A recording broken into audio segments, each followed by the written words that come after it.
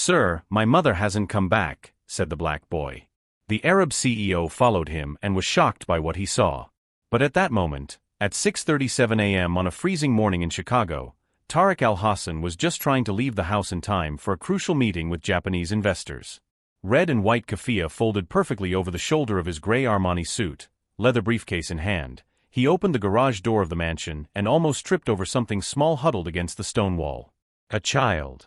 A black boy of perhaps 7, wearing a jacket too thin for the brutal winter, worn-out sneakers, and jeans stained with frozen mud. Shivering violently. Eyes wide and red from crying. He held crumpled paper in one hand and a broken cell phone in the other. When he saw Tariq, he didn't run. He just whispered hoarsely, "Please, sir. My mother didn't come home last night. She always comes home. Always." Tariq froze. The meeting, the investors, the $20 million at stake, everything evaporated. He dropped his briefcase on the ground, knelt in front of the boy, feeling ice pierce through the expensive fabric of his pants. "Son, what's your name?" "Isaiah," the boy replied, his lips trembling. "Isaiah Carter. My mom's name is Naomi. Naomi Carter. She works nights cleaning buildings. But today she didn't come back. I waited. I waited a long time." Tariq looked around. Security cameras would have recorded when the boy arrived. How long had he been out there, shivering in the deadly cold of -8 degrees? "Isaiah, do you know where your mother works?" The boy nodded, showing him the crumpled piece of paper. It was a payslip. At the top was a logo that made Tariq's stomach churn. Al-Hassan Commercial Properties. His own company. Address, Tower 1, downtown Chicago. Department, Night Cleaning Services. Name, Naomi Carter, 32 years old. Last recorded entry, 10:15 p.m. the night before. Exit, not recorded. Tariq felt something cold that wasn't the wind. "Isaiah, how long have you been here?"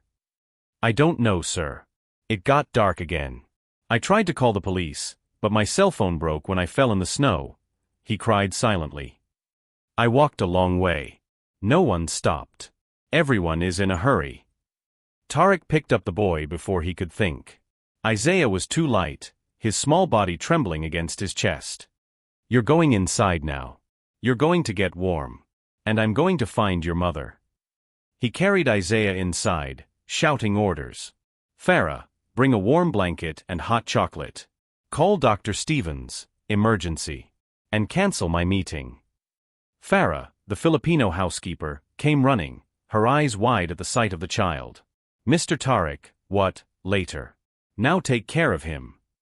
Isaiah was wrapped in a wool blanket and placed near the huge fireplace in the living room. Tariq knelt down again, this time looking straight into the boy's frightened brown eyes. "Isaiah, listen. I own the company where your mother works. That means I'm going to use every resource I have to find her. But I need you to tell me everything. When was the last time you saw your mother?" "Yesterday afternoon," Isaiah said, his voice breaking. "She made me a sandwich, left it in the fridge with a note telling me to eat it before bed. She said she'd be back before I woke up, like always. But when I woke up, she wasn't there. The note was still on the table. The sandwich was still wrapped up." He pulled the paper from his pocket.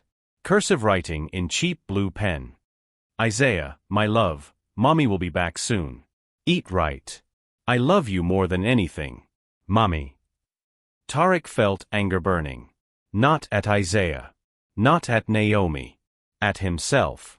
How many Naomis were there in his buildings, cleaning bathrooms and emptying trash cans while he signed contracts in air-conditioned offices? How many single mothers working night shifts in silence, invisible, disposable? And now one of them had disappeared. On his shift. In his building. Under his supervision. He grabbed his cell phone and dialed the head of security directly. "Youssef, I need immediate access to all Tower 1 cameras from the last 12 hours. Focus on the night cleaning sector. Name, Naomi Carter.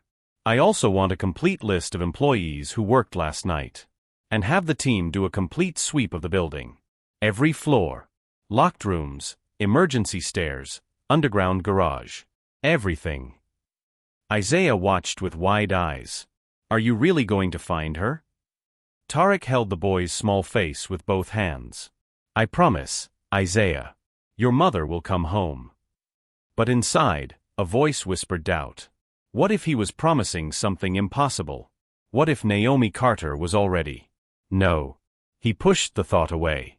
He had to believe. For this boy. For this mother he had never met, but who clearly loved her son more than anything.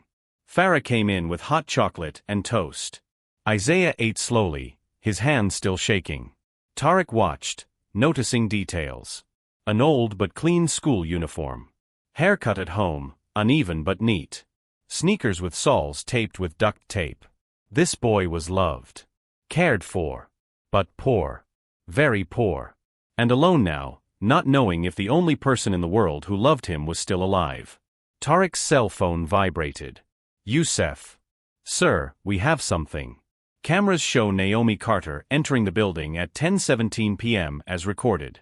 She was assigned to the 8th floor, East Wing. The last image of her is at 11:42 p.m. entering the service elevator. After that, nothing.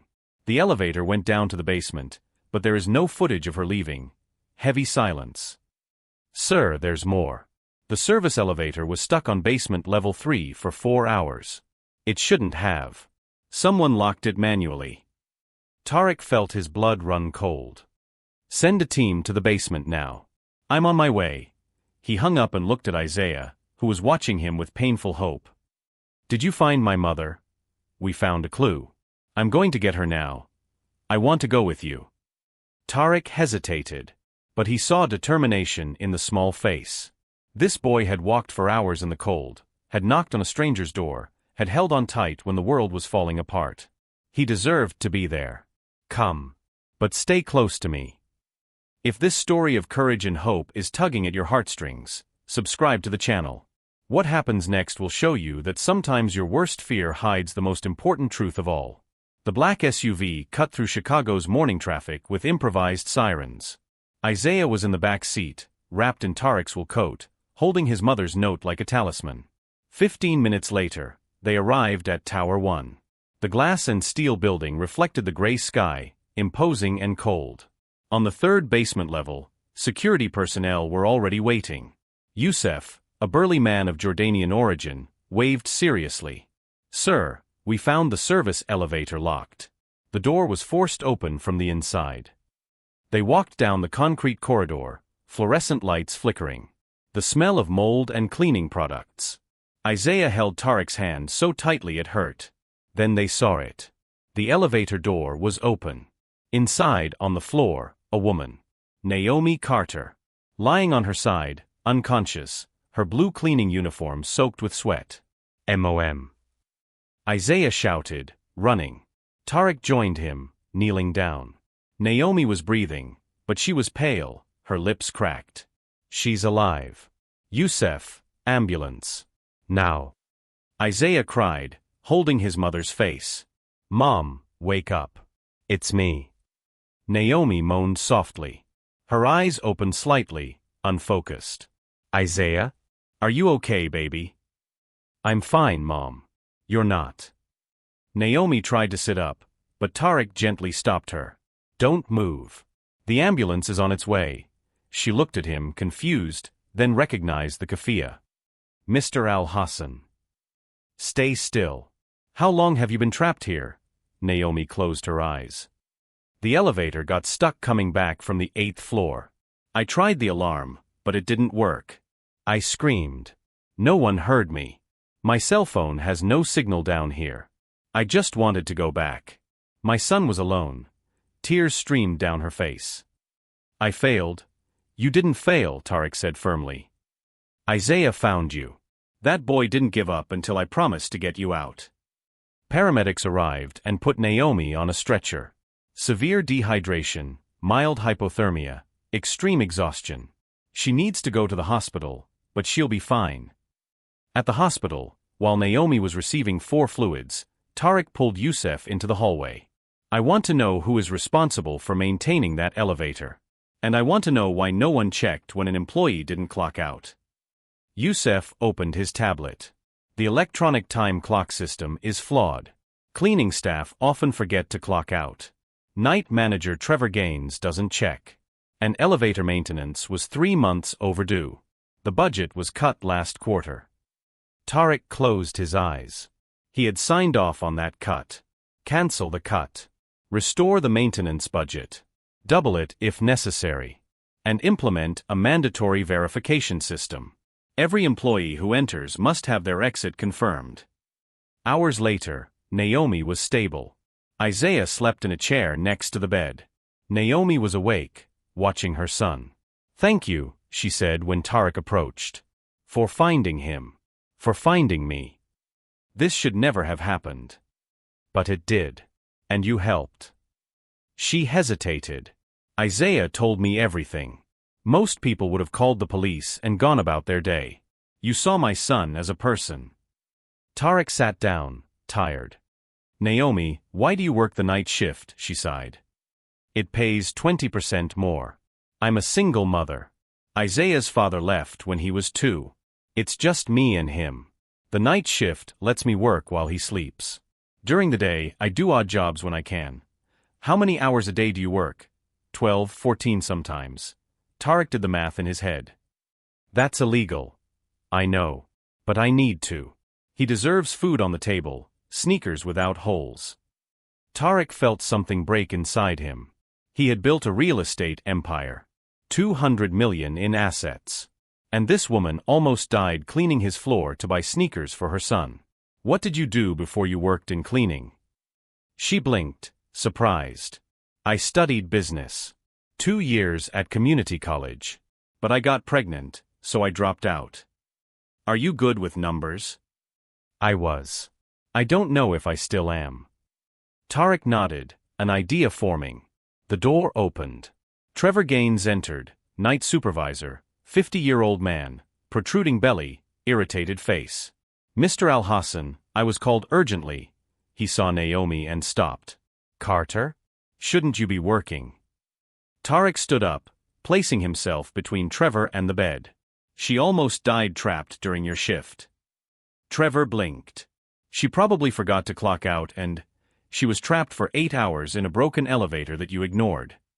Budget, you're fired. Security will escort you out. Now leave." Trevor stormed out. Youssef came in and took him away. Naomi stared at Tarek, her mouth open. He turned to her. "And you're not going back to cleaning. I have a better offer." 3 days later, Naomi was sitting in Tarek's office on the 32nd floor of Tower 1, a place where she used to just empty trash cans. Now she was on the other side of the mahogany desk, wearing simple but clean clothes, her hands clasped in her lap, nervous. Isaiah was in the waiting room with Farah, drawing with colored pencils that Tarek had bought. "Administrative assistant," Tarek said, pushing a contract across the table. "Starting salary $52,000 a year. Business hours, 9 to 5. Full benefits, including health insurance for you and Isaiah. Paid vacation." And he paused, "continuing education program. The company will pay for your college if you want to finish your business degree." Naomi looked at the paper as if it were a trap. "Mr. Al-Hassan, I don't understand." "Why?" "Because you're smart, hardworking, and deserve a chance. And because I learned something from your son." He stood up and walked to the window. "I built this empire focused on numbers. Efficiency. Profit. But I forgot that behind every number there is a person. A mother working double shifts. A child waiting at home. You almost died because I cut the maintenance budget to increase the profit margin by 3%. He turned around. "That ends now." Naomi took a deep breath. "I accept. But there's a condition." Tarek raised an eyebrow. "Isaiah comes with me. I have no one to leave him with after school until I get off work. If I can't bring him—" "You can," Tarek interrupted. "We have a recreation room on the 10th floor that we never use. I'm going to turn it into a space for employees' children. Isaiah will be the first. But not the last." 2 weeks later, changes swept through Al-Hassan Properties like an earthquake. An internal memo circulated, effective immediately, mandatory entry and exit checks for all employees. Monthly preventive maintenance on all equipment. Quarterly security audit.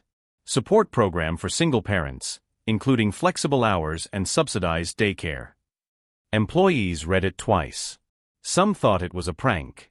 But it wasn't. Naomi proved to be more than competent. She organized chaotic files in weeks. She identified duplication in contracts that saved the company $200,000. She created a tracking system that Trevor had ignored for years. Tarek promoted her in 2 months. Operations Coordinator. 15,000 raise. You deserve it. Naomi cried in the bathroom afterward. For the first time in years, it wasn't out of despair. It was out of relief.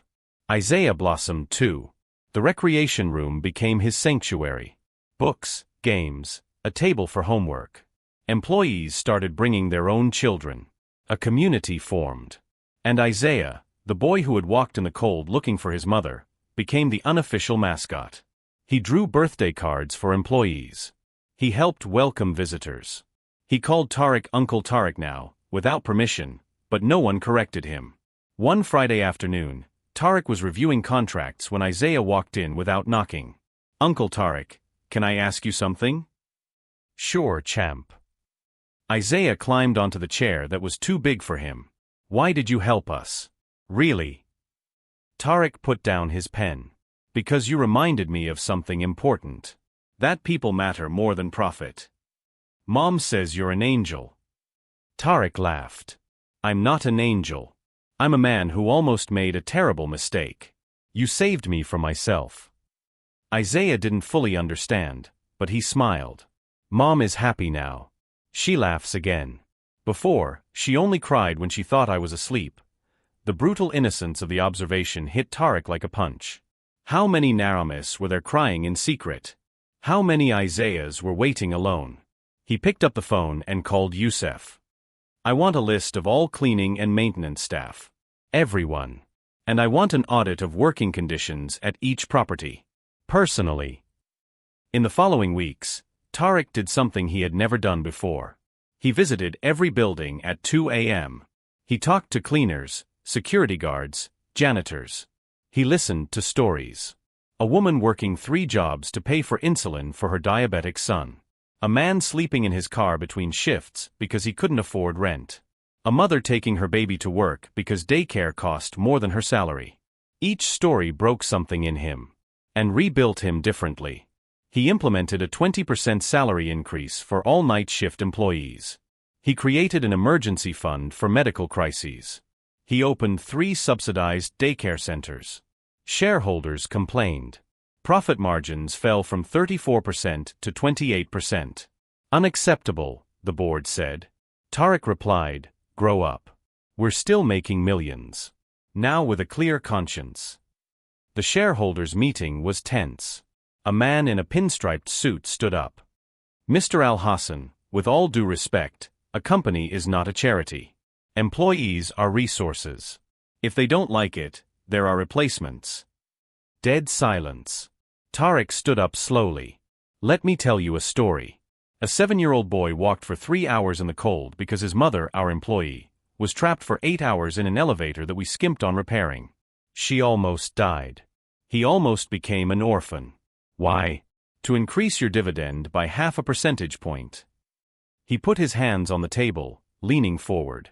"So here's the new policy. We treat employees like human beings, or you find another CEO. Vote now." Tension. Then, surprisingly, an elderly investor at the end raised her hand. "I support Al-Hassan. I have grandchildren. I'd rather sleep peacefully with less profit." Others followed. The majority voted with Tarek. The man in the striped suit stormed out. Later, Tarek returned to the office exhausted. Naomi was waiting, Isaiah sleeping in her lap. "I heard what you did. You risked everything." Tarek sat down heavily. It wasn't a risk. It was the right thing to do. "Even so, thank you. For everything." She hesitated. "Isaiah wants to give you something." She gently woke the boy. Isaiah rubbed his eyes, then took a folded piece of paper from his pocket. A crayon drawing. 3 figures, a man with a keffiyeh, a woman, a child. All holding hands. Above, crooked letters, "My family." Tarek felt his throat tighten. Isaiah, that's beautiful. You can keep it, Uncle Tarek. Because you're family now. The boy hugged him, just like that. Naomi wiped her eyes.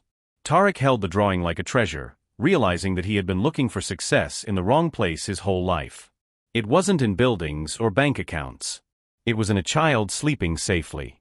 In a mother who could finally breathe easy. In making a difference that mattered. A year later, Naomi stood on stage at the annual Al Hassan Properties event, microphone in hand, looking out at 200 employees. She had turned 33 the week before. Isaiah, now 8, sat in the front row next to Tarek, swinging his legs proud. The simple blue dress Naomi wore had been a gift from Farah, but it was her smile that transformed her. A year ago, she began, her voice trembling slightly, I was invisible. I cleaned bathrooms at 3 in the morning while my son slept alone. I worked until I passed out because I needed every penny. And when I was stuck in a broken elevator for 8 hours, no one noticed I was gone. Pause. Absolute silence in the room. Except my son. And except for the man he found. She looked at Tarek. Mr. Al Hassan could have called the police and gone on with his day. But he didn't. He looked for me. He rescued me. And then he did something even more important. He changed the system that almost killed me. Applause began, but she raised her hand. Today I am operations coordinator. I finished college, paid for by the company. My son has a safe place after school. I have health insurance. Paid vacation. Dignity. Her voice broke. But it's not just about me. It's about Teresa in cleaning who now works a single shift. About Miguel in maintenance who can take his son to the doctor without fear of being fired. About Valentina in security who finally sleeps 8 hours. Tears fell. A 7-year-old boy changed an entire company because he refused to give up on his mother. That's power. That's love. An explosion of applause. Employees stood, some crying. Tarek stood too, not out of protocol, but out of genuine respect. Isaiah ran to the stage and hugged his mother. Naomi picked him up, even though he was already big, and whispered something in his ear. He waved at Tarek, smiling. Later, in the empty office, Tarek and Naomi talked while Isaiah slept on the couch, covered with the same coat Tarek had given him a year ago. Have you ever thought about how different everything would be if Isaiah hadn't knocked on your door? Naomi asked. Tarek looked out the window at the brightly lit city. I think about it every day. I would be a richer, emptier man. Building an empire on suffering I never saw. You're not that man anymore. No. I'm better. Because of you. He turned to her. Naomi, there's something I've wanted to ask you for months. She tensed. What? Have you ever thought about starting your own business? Management consulting? I have clients who would need someone with your skills. Naomi blinked, surprised. I don't know if I'm ready. You are. And I'll finance the startup. No interest. Partnership.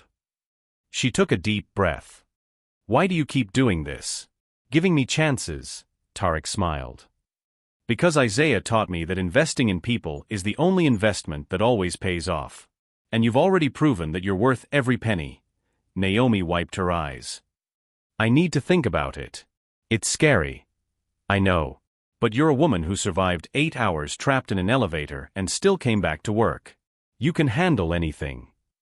6 months later, Carter Solutions opened its doors. A small office, 2 employees initially, but growing. Naomi was still working part-time at Al Hassan, but building something of her own. Isaiah helped her after school, organizing files with comical seriousness. When I grow up, he said one day, I'm going to have a company too. And I'm going to hire people that no one else hires. Like Uncle Tarek did. Tarek, visiting the new office, heard him and smiled. You already have the heart of an entrepreneur, champ. The best kind. On the wall, Naomi had framed 3 things: her college diploma, her first paycheck as a coordinator, and a drawing Isaiah had made a year ago. 3 figures holding hands. A chosen family, not biological, but real. That night, Tarek returned to the empty mansion and realized he no longer felt alone. Farah was singing in the kitchen. Isaiah was sending voice messages with bad jokes. Naomi was calling to ask for advice about a difficult client. He had built something that money could never buy. Community. Purpose. Home. He opened the desk drawer and took out the first drawing Isaiah had made. "Sir, my mom didn't come back." That sentence had changed everything. It reminded him that leadership wasn't about control, but about care. That success wasn't measured in profits, but in lives touched. And that sometimes, the answer to life's biggest question comes from a child shivering in the cold, refusing to give up. If this story touched your heart, if you believe that kindness and business can coexist, subscribe to the channel and share. Because everyone deserves to be seen. Everyone deserves a second chance. And sometimes, all it takes is one person willing to stop and listen when a child says, "Please, sir. My mom didn't come home."